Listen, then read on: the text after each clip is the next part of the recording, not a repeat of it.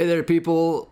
So just gonna get right into it. I've been having a lot of debates lately over my review of the Order 1886, and some of the things I said about the other reviews that were made by the professional critics and whatnot. I stand firm by the things that I stated in my video, and impressions and feelings about the game are still the same, aside from one tiny little thing. So I'm going to admit a bit of ignorance on my part, and this has to do with me defending the QuickTime events that are scattered throughout the game.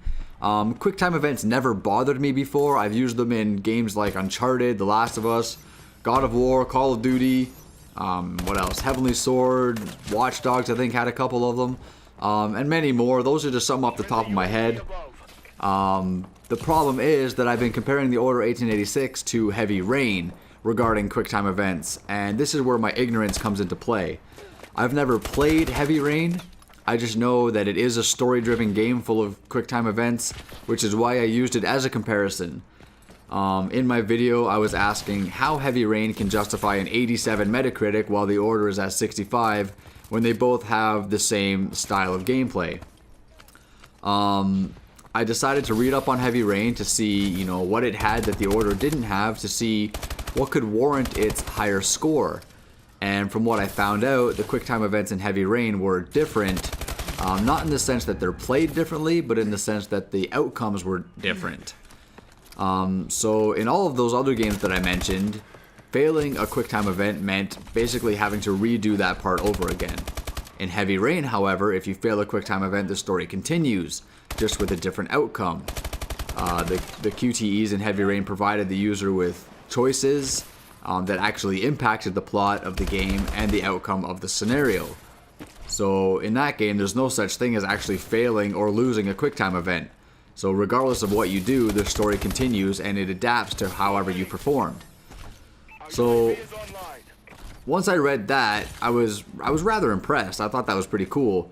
But that is definitely a step up from the standard QuickTime events that you see in the Order 1886. So for this reason, I have to reevaluate my overall score of the game, and I have to drop it from an 8 out of 10 to a 7. I originally gave the game 2 points for its gameplay because even though it was simple, I felt that it was solid throughout.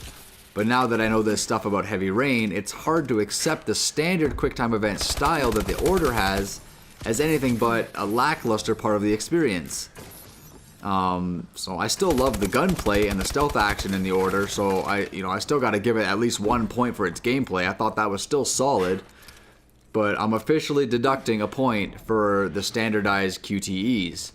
I just think it would have been really cool to see Ready at Dawn incorporate a similar thing into the QTEs where, regardless of what you do or how you perform, the game just continues and adapts to your choices and performance. I think that alone could have moved this game up the Metacritic to at least a 75, if not much higher. Anyways, I felt like I should address this because my opinion changed, so I wanted that to be reflected in my review of the game. So, my official review score of the Order 1886 is now a 7 out of 10, down from 8, which I still believe is a respectable and well-deserved score. I still think all the reviews about the game, the critics, were still a little too harsh on the game. But I mean, that's just my opinion. People are arguing with me about it all the time, and I really don't see why. I think the reviews were too harsh. I gave my reasons for that. That's just where I stand. But anyways, that's going to be it for this. It's kind of a short video, I guess. Thank you guys for checking this video out. If you want to see the review I made of the Order 1886, if you haven't seen it already, I'll leave a link in the description down below. So you can go check that out. But yeah, that's going to be it for now. I'm Vile Self. Until next time, villains. Later.